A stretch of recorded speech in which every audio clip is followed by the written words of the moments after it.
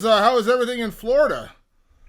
Everything's good here, bro. Nothing too crazy with COVID. Kids back on school. Training going good at Sanford. They just did my strength conditioning. My guys at IHP made me super ready. And yeah, excited, bro. Cannot wait. Absolutely. So let me start with the news, of course. The fight is finally scheduled in February, UFC 258. Can you kind of give me a sense of the anticipation? Because I know you've been waiting for such a long time for this to happen. Like, was there any point where you were getting frustrated or where you were just like, come on, let's get this going? Like, because I know it's finally here, but I know you've been waiting for a while. Yeah, bro. I've been waiting for a while. Finally, it's here. I just didn't get frustrated because I've been working my psychologies off sports for a couple of years now. And then we always make a plan. And then I told her, hey, I'm getting frustrated. They don't set a date. They say, okay, sit down.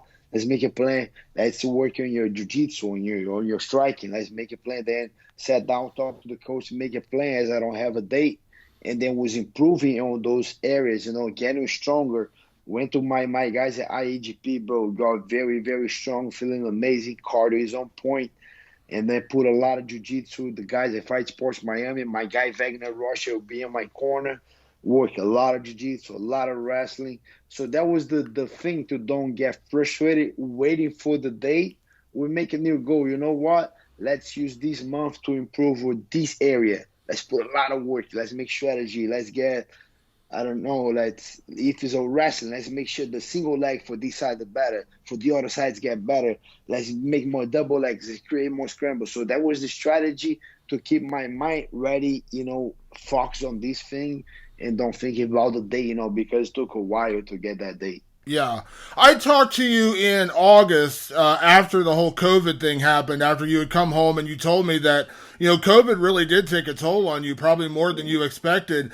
Did the extra time help you? Because you said your conditioning had suffered a little bit. Like now, obviously, I imagine you feel like 110%. Yeah. I feel great right now, but when we talked back in August, yeah, I was very out of shape. I don't know. Definitely COVID. I was just sick. I was sick like a tough cold. And then a couple good days with a headache, a strong headache.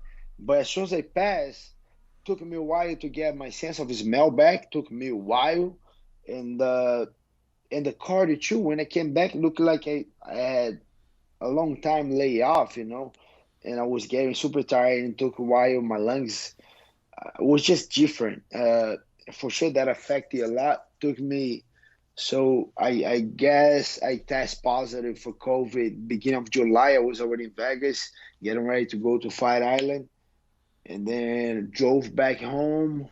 Got home. The fight was July 11th. I think I got home on July 6th, something like that. And I think August, first week of August, I was back in training. I took that month, all July off. August, I was back in training and it felt horrible. And then the crazy thing, I wasn't in great conditioning because at 2020, I fought Maya, I fought Woodley, and I did the full camp for Usman, so I wasn't in great conditioning. I took 1 month break. That was so good for my body, but for my conditioning with the COVID, it was hard. So eventually, I came back. It took me a couple of weeks. Like by September, I got back in a great shape again and I started doing my strength conditioning and working all different, scenarios to improve. But yeah, it was hard to come back. Now I'm feeling great, bro. I'm ready to go tonight. I can go to Fight Island right now and fight. I'm feeling great right now. Yeah, absolutely. Because obviously, conditioning is a huge weapon for you. We saw it in the Woodley fight. I mean, you were pouring it on him from the first minute till the very last, and I imagine that's kind of, depending on how this fight plays out, you want to have that conditioning because that's one thing Kamaru is very well known for is that, that ability to push the pace for 25 minutes, and that is a very intriguing battle to me because you guys both have really good conditioning.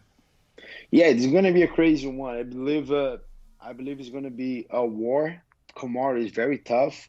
He's a champion for a reason. Good wrestler, good striking, and I think I match up very good with these. Every single one on the top 15. I think I'm the worst matchup for any one of these guys because of my jiu-jitsu, my strength, my striking, my speed, my cardio. Yeah, and then I'm looking forward. It's gonna be a crazy one. People kind of sleep on that a little bit, but bro, if it go halfway, that's the only thing I can say. If it goes halfway the way we used to spar, whoo, fight of the year right there. People gonna get crazy. I love it. Let me ask that question because you and Kamaru did train together for a really Yeah, long time. You guys sparred together, yeah. and I know, just to make it clear, there's no bad blood or anything in this fight. You No. guys are it's all about competition. But can you give me a sense, like, what were those sparring sessions like with Kamaru back in the day? Yeah, it was hard. It was crazy. It has couple videos. I was on the old Instagram Black Zillions IG that that guy from Instagram Freak MMA. He posted one of those, and that's like I guess 2014, and we were sparring crazy. We were getting after back then on the Black Zillions. The sparring was super crazy, super hard, and then we sparring there for like I think maybe 2 years and a half, 3 years. We were there, and then we moved to Combat Club, sport that crazy, and then we went to Hard Knocks, then Sanford. Yeah, we were working together for 8 years, and he was always a good round, a good look for me on the sparring. Every time that I go to the sparring session, that I need a good looking, Kamaru was a good looking for me always, and I was the same for him. So we have a couple wars in that in the all here in Florida, Black Zillions, Combat Club, Hard Knocks, Sanford, and yeah, he's a very good one. I beat him up a couple times. He beat me up a couple times. We wrestle, we grapple.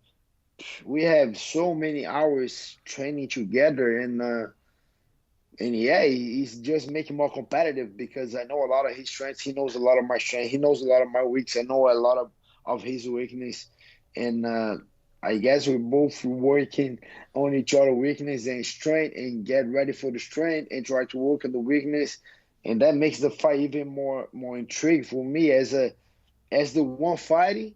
I want to prepare as much as I can, make sure I'm well prepared, good strategy, fighting very smart. But as a fan, I cannot wait to go out there and fight this guy, and watch that fight later. I'm just excited, super excited for this fight. Absolutely. Let me ask you, Gilbert, because you're a guy who has worked with a lot of great fighters over the years, as you mentioned, from Black Zillions to Combat Club and now with Sanford MMA. But knowing Kamaru as well as you do and having trained with him for so long, does it make it easier or harder to fight a guy like that? Like, you know him very well, but he obviously also knows you. You've Yeah. trained together so long. Obviously, you continue to get better, and you've gotten better since he left the gym. But is it better or worse to fight a guy that you've basically spent 8 years training with? I don't know. I don't know. That's a good question. We're about to find out. But the thing that I know a lot of things about him, he knows a lot of things about me. I train with a lot of teammates that knows a lot of things about him. They kind of help me out a lot. And he's a little weird, because I still like Kamaru a lot. I have so much respect. But the way I see it's going to be a hard competition. It's going to be a hard day in the desk, and then what can I say? I don't know if it's good or bad to know the guy the way I know. I know a lot of things about him that I'm making a lot of strategy on that, but he knows too. So it's hard to say if it benefits or not.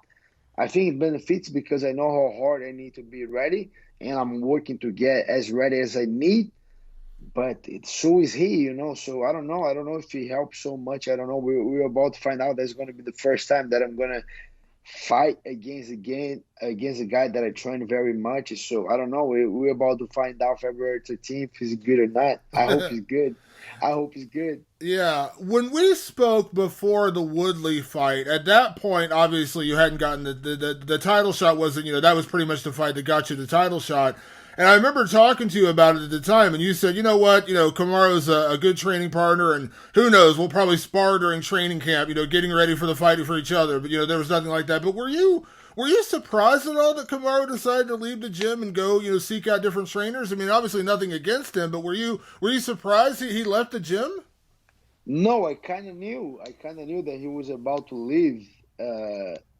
So at that time, I got the fight with Woodley. It was hard to get that fight. I was working to get that fight.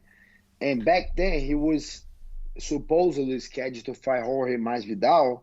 Jorge Masvidal was asking for more money and fighting out of the contract. So that was the whole deal. Boom, I ended up beating Woodley and I asked for the title shot. They gave it to me.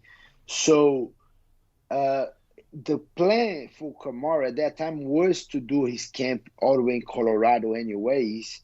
Just end up to be me the opponent and make that transition to him to go to Colorado a little quicker. But he was planning already to his next camp after the Colby Covington fight to be in Colorado. So he was working on that already, being me or not, you know.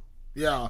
Was that surprising? Because obviously you guys have built a really, really good team, and he's been there. I know, obviously coming in with Rashad and the guys who worked down there, I mean, he had been at that gym for the very long time, and so have you. Were you surprised at that move, or in a way, does it help you? Because obviously your coaches have known, I mean, you talk about knowing a guy beyond you knowing Kamaru, your coaches know him very, very well, have worked with him and basically helped get him to the title. So I don't know. Do you think it's more beneficial to you that you stayed and you're working with those same coaches?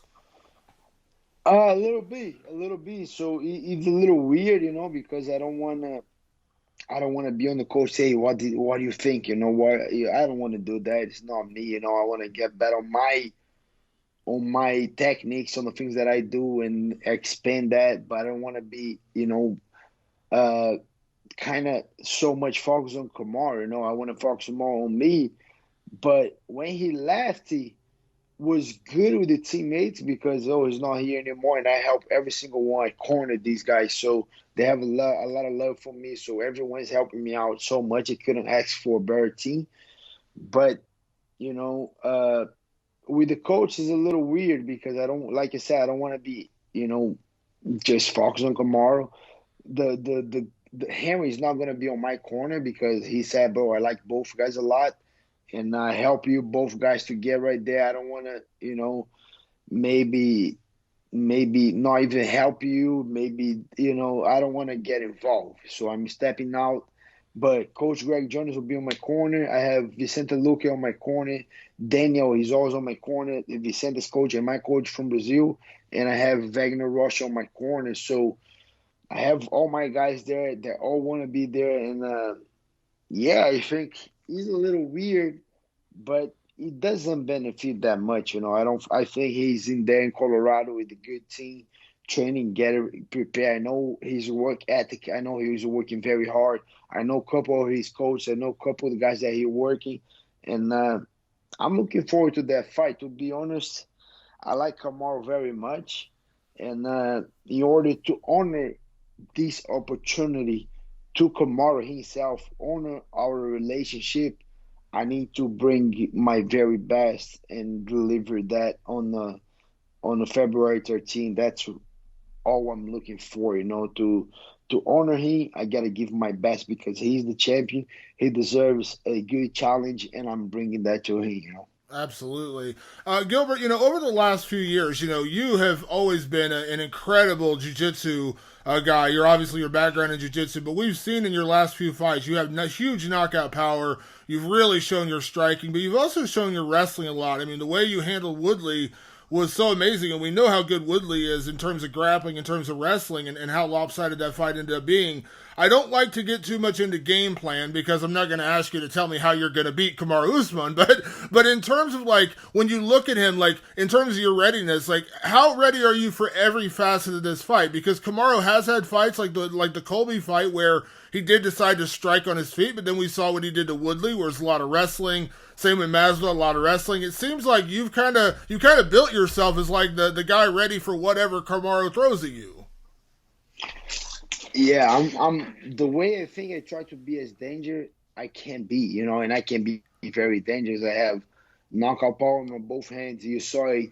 I put Woodley down with this one. I put Damian Maia down with this one, and plus my jiu-jitsu, my wrestling is getting so much better. I took Woodley down a couple times. I scramble out a couple times, get out of Damian Maia back take, and I'm just getting better, just getting started.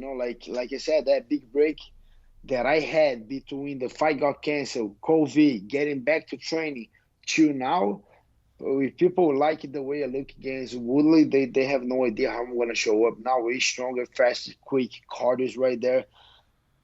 Jiu-jitsu is it's been improving so much in wrestling, striking, and I cannot wait. And I think I'm dangerous everywhere, and I can finish the fight everywhere, on bottom, on top, on my feet, with my hands, with my knees, with my kicks. And even if you gotta go to a decision, we go to a decision. But every time that I step in the octagon, I don't look for decision. I look for the finish. If I cannot finish, then I look on domination. That's the difference between me and Kamaru. Kamaru looks first to domination. He wants to dominate you, put you in a bad spot, make you tired, wear you out, and then beat you up. I'm different on that than Kamaru. I want to finish you, want to beat you up, knock you out, submit you.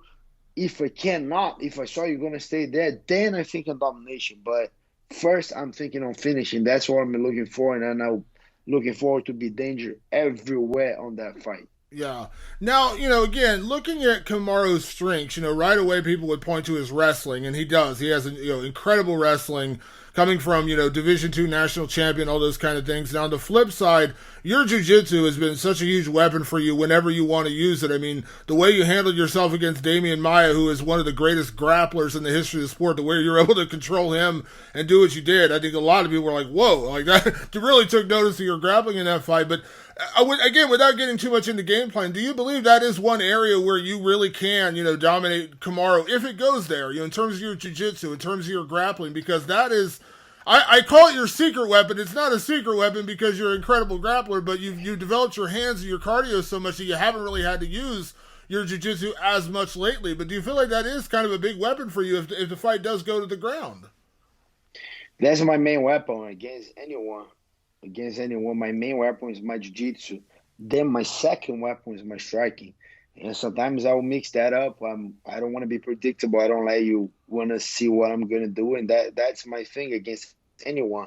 I think I'm a real threat for anyone in that division, because I can, if you don't want to strike with me, okay, take me down. Then try to first try taking me down. And secondly, if you do take me down, what are you going to do? So those guys got to answer these questions, and then I cannot wait to help these guys answer these questions. And for sure, the jiu-jitsu is my main weapon, and the striking is my second weapon. But as soon as I scramble that out and I mix that, that's me right there. And then that's a lot of people's nightmare, and that's what I'm looking for.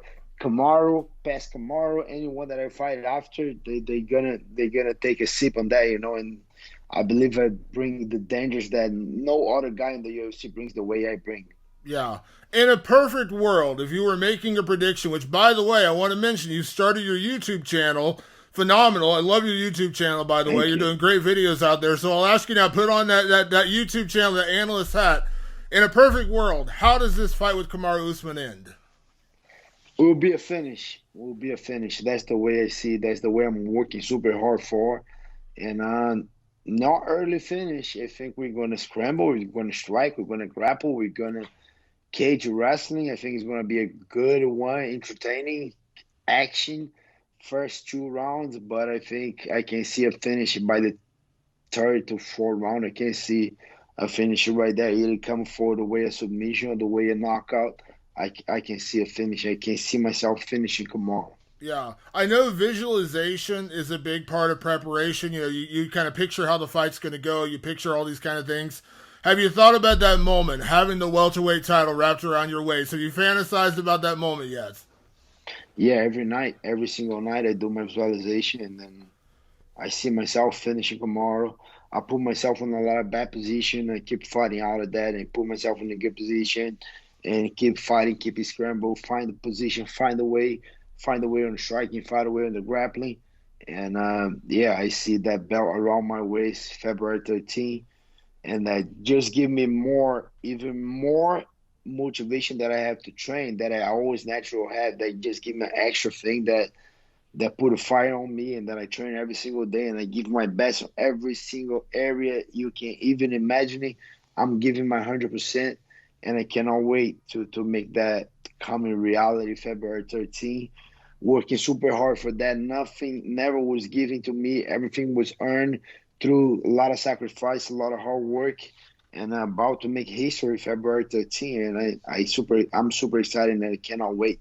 Absolutely. Before I get you out here, Gilbert, let me ask you a couple other things about the division. Obviously, your focus is only on Kamaru Usman, but I got to ask you, another big fight that's probably going to happen this year, at least we think it's going to happen, is the fight between Colby Covington and Jorge Masvidal. Now, there's a chance the winner of that, could end up fighting the winner of you and Kamaru. So I'm curious how you see that fight going down. Do you lean one way or the other in terms of your pick between Masvidal and Covington? I lean a lot to the side of Colby Covington. I think Kamaru just showed how you can beat Masvidal, and I think Colby Covington is very smart, and then he's just gonna out wrestle Masvidal and do maybe better or the same way that Kamaru did. And I still want to see that fight, but I don't see that it's gonna be very entertaining fight. I think it's gonna be a very kind of boring fight, a lot of control, a lot of wrestling, I think that's the fight's going to go, but I still want to see that one, but I got Colby Covington with this one. And I know you're a guy, you would call for that Covington fight numerous times, so I'm sure you would gladly defend your title against Colby Covington if that's the fight that came about, right?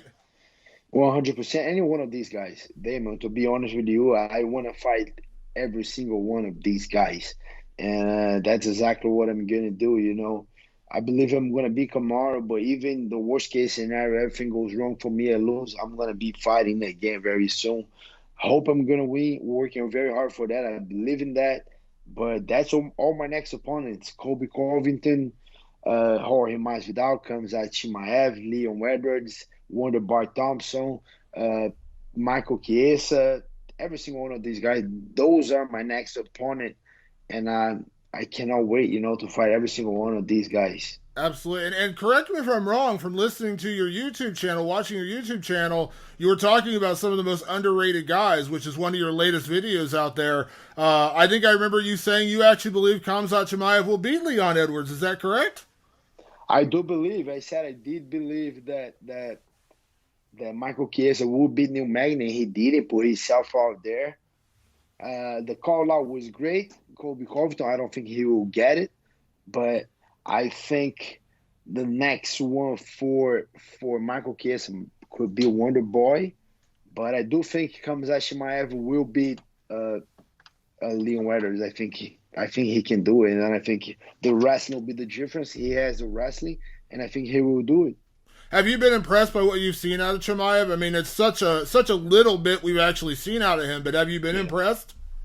I've been impressed. It was nothing crazy, nothing that nothing against, he fought these guys. Nothing, not super impressive with his opponents. But, yeah, he's been doing a great job, Yeah. Says a lot that you're picking him to beat Leon Edwards. That says a lot right there. I know Leon's a guy you tried to fight several times, and it is a tough matchup for Leon. It really is.